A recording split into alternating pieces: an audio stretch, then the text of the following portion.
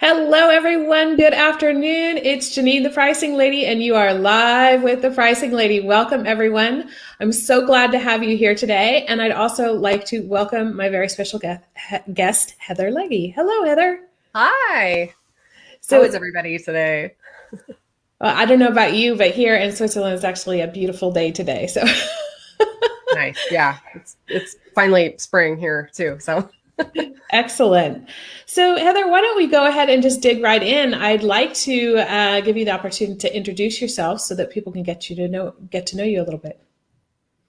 sure. So I started my business, Envision Success Inc. in 2006, and Mhm. I wanted to be a business coach. And in 2006, nobody knew what the heck that meant, and the industry is vastly different now, as we all know. But I am still passionate about helping small business owners and leaders achieve their vision and build their positive legacy intentionally through their Okay. day-to-day habits. So that's a little bit about me. I've been working from home since 2008. So all this Before it was cool. work from home craziness, I'm helping people with productivity challenges, and yeah, I guess that's the gist. Okay. Okay. Very good. Excellent. Welcome. So we're both out there helping entrepreneurs and small business owners. That's fantastic. I forgot to introduce myself at the beginning, but that's okay. We will move on. All That's right, how it Heather. goes So, with live. so the reason I wanted to have Heather on the show is she wrote a book. It's called Lead with Moxie. She'll give you the full title in a moment. And she Well, actually, why don't you go ahead and tell them how this book came into being? I think that's a better way to start it. Oh my gosh. So I it was about 4.5 years in the making, and Mhm. here it is, my face. It's about 4.5 years in the making. So it started with, pricing is about a marketing strategy and selling strategy. So it started with a little bit of a marketing promotion. Mhm. And so I called 10 women that I knew that were running businesses. In the beginning, they were all business owners. And I asked them, what skills and behaviors does it take from you as an individual to be successful in business, to accelerate success, to achieve your goals? What happens when you get stuck? What advice do you have for other women Mhm. running businesses? And the coolest thing happened.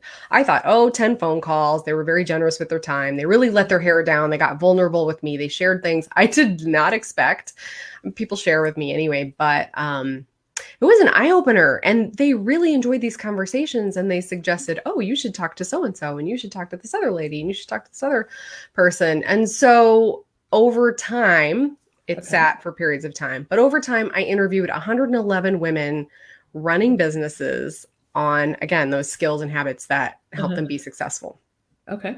And I knew at some point there were some recurring themes that started showing up around maybe 30 something interviews. And I was like, oh, this is amazing. I have to share this with the world, just because there were some surprises. So the Yeah. book is called Lead with Moxie: Surprising Ways Women Are Creating Success in Business. So the chapters are based on the 15 themes that I discovered, those skills and behaviors that the Uh-huh. women said that they needed to be successful. But it's also a lot of personal adventures and client success stories, and just, interesting things along the way. It's not Okay. a data dump of all, it's I did make the data at a certain point kind of slice Mhm. and dice friendly. So I ran a lot of reports, and I could see a lot Mhm. of patterns. And Okay. but yeah, so that's Very basically. interesting. Something caught my attention when you were talking. I was saying in there that I have clients all the time who are, hold on, we're getting an echo. Did you hear it? Okay, maybe it's gone. All right, great. So we'll keep going. Maybe it's just me hearing an echo.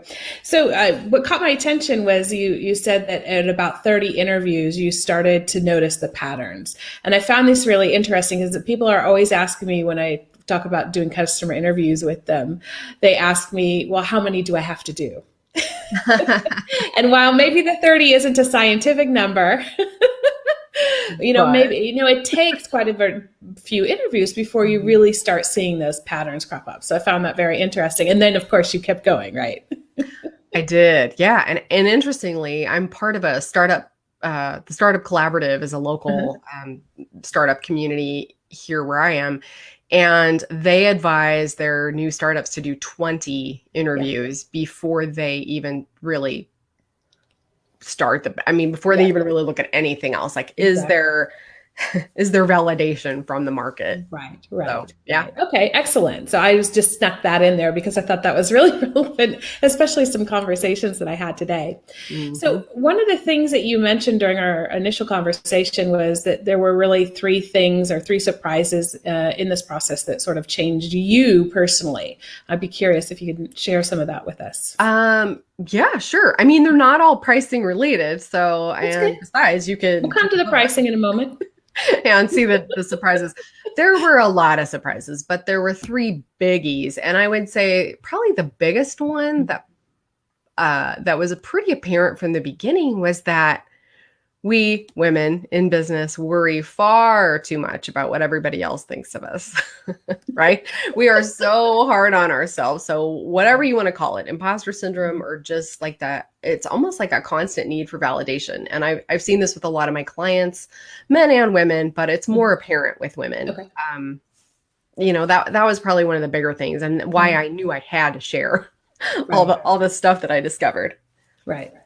Okay. Interesting. I think that that's not uncommon at all, for sure.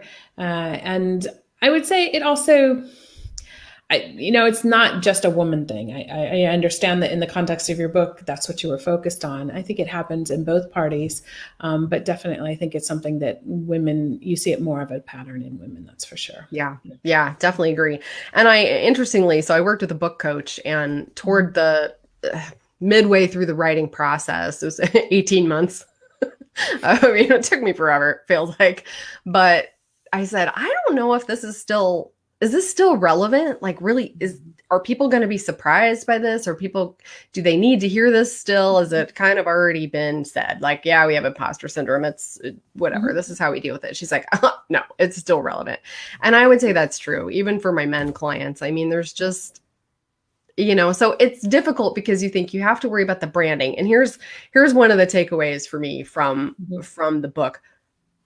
Conversations about selling, or the women that I interviewed said that sales, business development, branding, these Mhm. were some of their biggest challenges, the things that they really felt like they needed to get better at. So Mhm. in terms of pricing, right, like that's part of the selling Yeah. conversation. And what I realized is selling is a form of self-expression.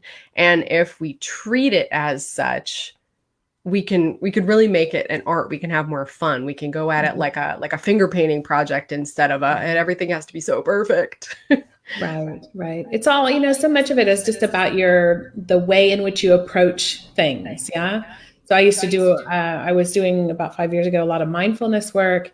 And I remember one day they told us, approach an everyday task with the intensity in terms of your attention like you would something you really enjoy. And I always hated emptying the dishwasher. So I decided, okay, that day I was going to empty the dishwasher with that same sort of attention and intensity. And it shifts your relationship to that. So then that's why I always tell people, if you think that, oh, I'm not good at pricing because I'm bad at math, then of course you're going to really struggle, even if you don't need math to do it, right? Exactly. Yeah. I mean, maybe you should apply a little math, but really it's, prices can be set, well, better than anyone in your audience Right. too. Prices can be set arbitrarily or from a number of factors. Sometimes it's more intuitive. So, yeah. Exactly. So you also said that you had a few pricing discoveries or learnings as you went through these interviews. Oh, I have some pages marked here. And Excellent. these are in the chapter on selling. So Okay. this is in the section on influence includes communicate, sell, and brand with Moxie.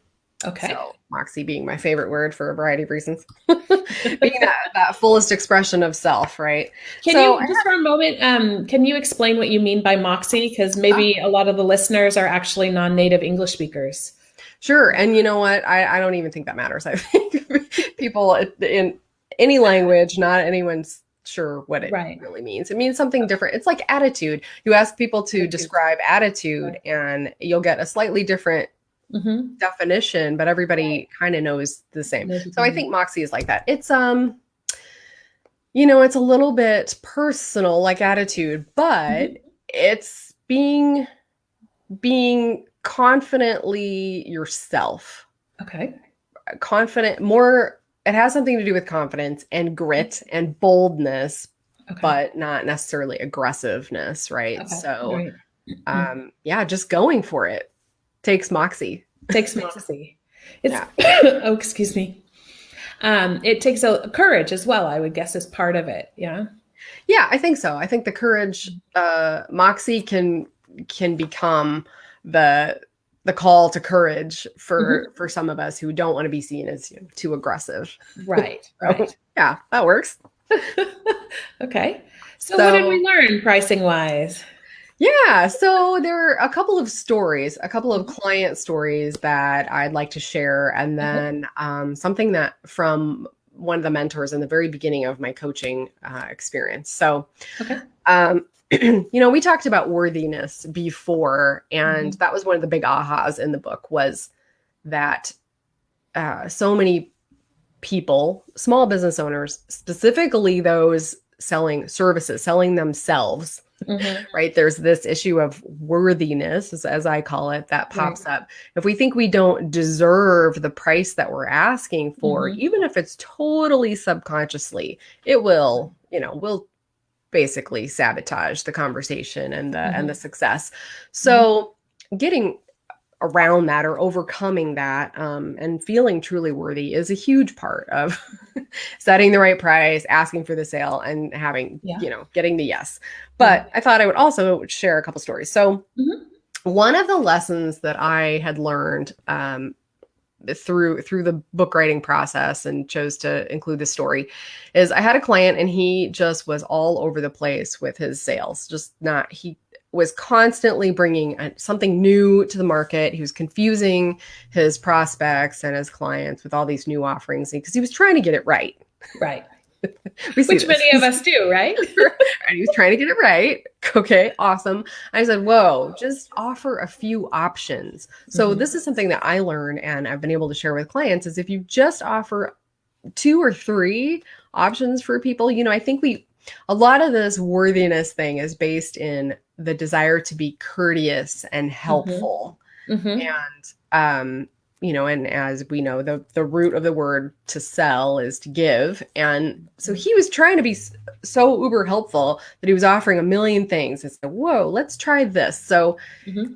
he redid his marketing materials so that there were only 3 options. I said, which one do you want to sell the most of? Let's put that in the middle. Right. Right? Yeah. You know this. And then you can talk about that one. And then you can say, well, and then there's this other option. And then there's this other option. Mm-hmm. And he called me later. He was so excited because he was really seeing results. He had booked a bunch of appointments. He had started, experimenting with it.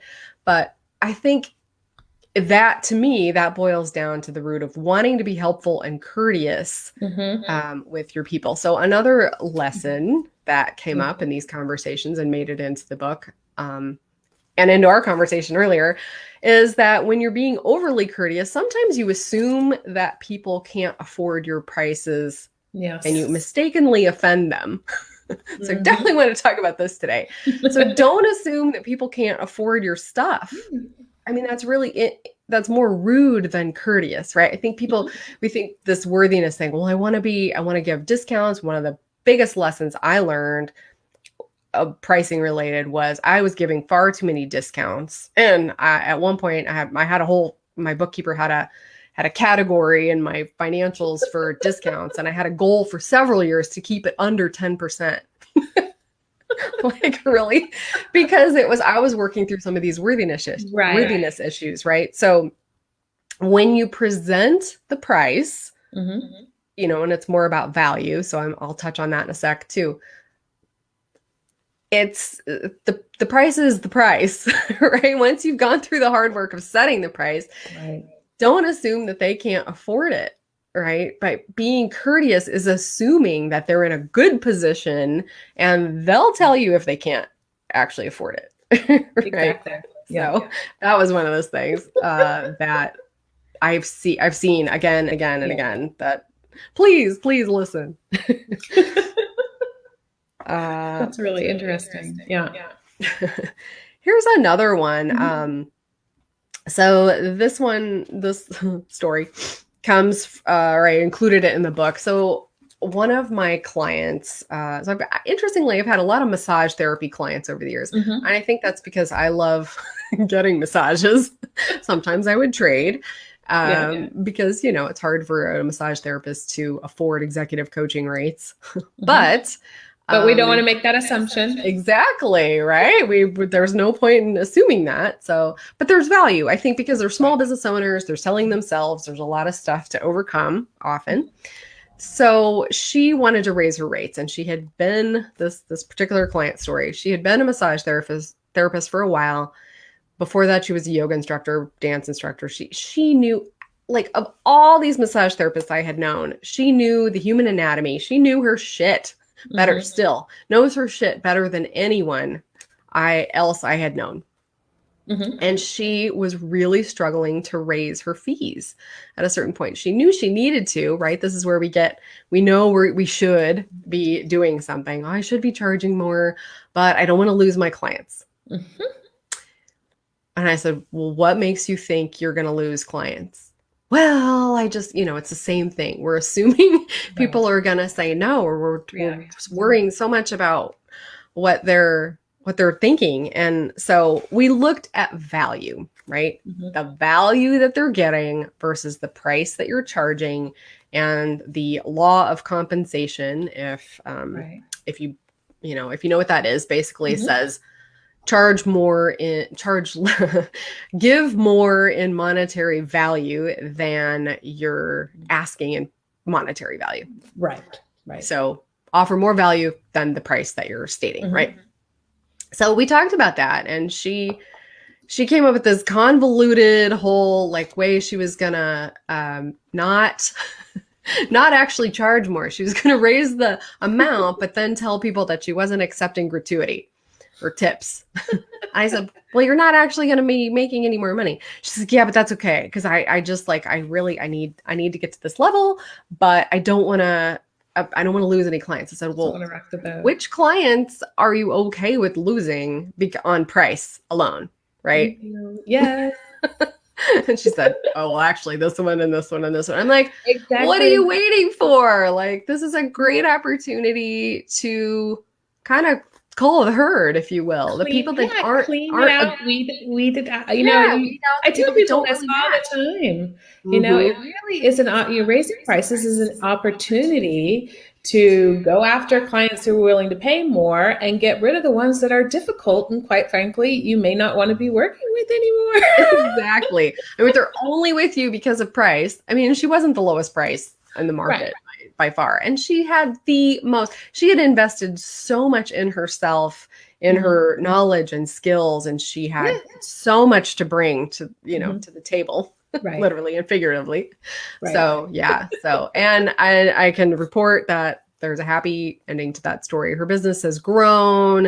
Excellent. She's paid off a bunch of debt. They've been remodeling their house in many ways. It's great. So, So there's almost a trend in these stories about sort of not trusting yourself and kind of hesitating to actually take action in a few different ways here. And I think that's a really important thing for people to remember, that in some ways, almost the worst thing you can do is nothing at all. Yes. Inaction is action. It is. It's just a very passive form of action. It's a strange statement. Let's not go with that statement, but we can. That's a whole other topic. So I have a few wrap-up questions, because we actually need to start wrapping this up. So what do you kind of know to be true that you'd like to share with people? What do you know to be true about running a business? I'll stick with the same theme. Okay. You're the only one that knows what you have to offer, but don't be afraid to tell people. Get in touch. If you have to, ask other people, what are my strengths? What are my values? I think we have such an easy time seeing other people's positive attributes Mm-hmm. and seeing the negatives in ourselves. Yeah. So when you're starting a business or you're scaling or whatever, yeah, know that you have more value than you can see, because Mm-hmm. that's just the way it works. So That's, yeah, we get in have touch with it. blindness. Exactly. Okay. And what's the next step for you? Ooh, I love that question. That's a That's so what I'm doing you snuck that one in. I would love to do more. I'd love to do globally speaking events here. on the book once Mhm. the once we can travel again. Business. Mhm.